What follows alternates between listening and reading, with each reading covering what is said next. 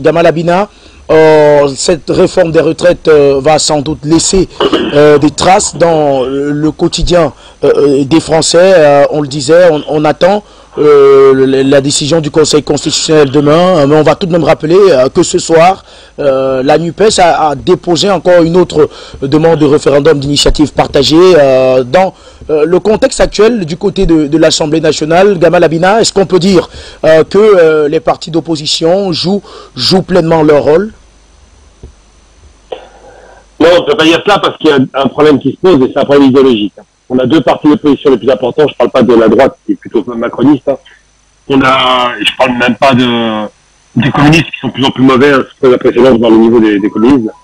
Non, il y a deux partis d'opposition, c'est évidemment le NUPES, donc qui est une coalition de partis, PS, les Verts et LFI, la France Insoumise. Et l'autre grand parti d'opposition, qui reste malgré tout d'opposition, c'est le Front National, qui se fait appeler aujourd'hui Rassemblement National, au grand rassemblement de racistes. Eh bien, ces deux partis d'opposition ne peuvent pas faire alliance entre eux simplement parce qu'ils se détestent puissamment. Là encore, ça renvoie un peu aux années 30 où les extrémistes se tutoyaient, se côtoyaient en face dans l'Assemblée. En Allemagne, par exemple, chez les nazis, il y avait les communistes d'un côté et il y avait de l'autre côté les nazis.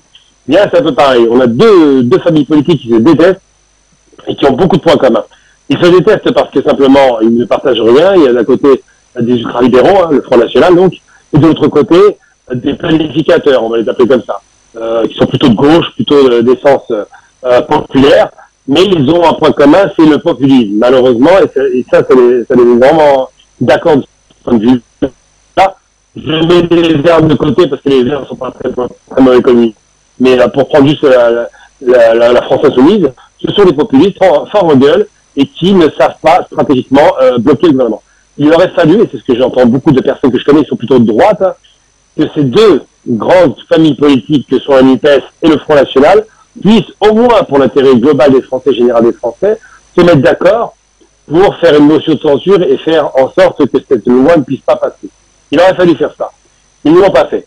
Il n'en demeure pas moins non plus que M. Macron, de peur de se planter à l'Assemblée nationale, puisqu'il n'y a pas la majorité absolue mais relative, n'a pas voulu faire voter cette loi parce qu'il savait qu'il manquait une vingtaine de votes. Et que dans ses propres rangs, il n'était pas certain d'avoir l'accord de tous ces députés.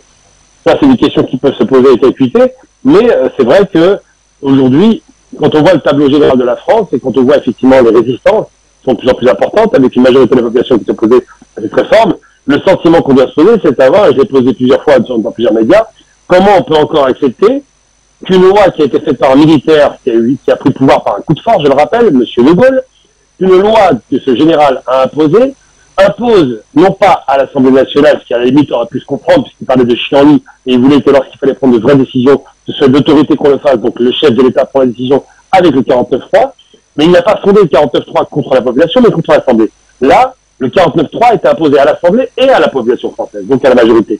Eh bien ça, c'est problématique, et je pense que le 49.3, qui est donc une sorte de bâton comme ça de maréchal qui autorise tout et n'importe quoi, devrait être abrogé. C'est un système antidémocratique qui, je le rappelle, même si en France on trouve ça normal, n'existe nulle part dans les vraies démocraties dans le monde.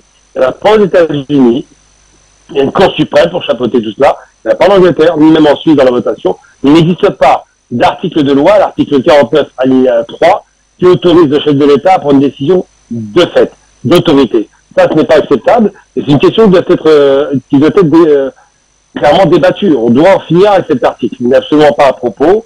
Il est devenu de plus en plus antidémocratique et il pose problème à la population.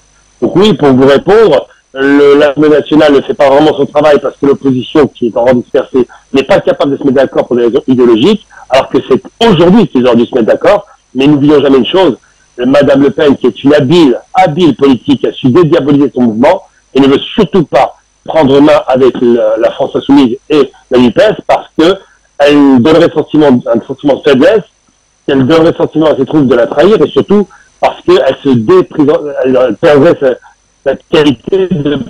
Donc oui, il n'y a pas d'opposition sérieuse, c'est pas comme ça ils vont l'emporter. En revanche, je crois beaucoup plus à ce fameux référendum d'initiative partagée, parce que là, ça donnera une légitimité absolue à l'opposition qui peut toute seule, pour le coup, faire en sorte d'en finir avec cette loi qui était de façon très impopulaire.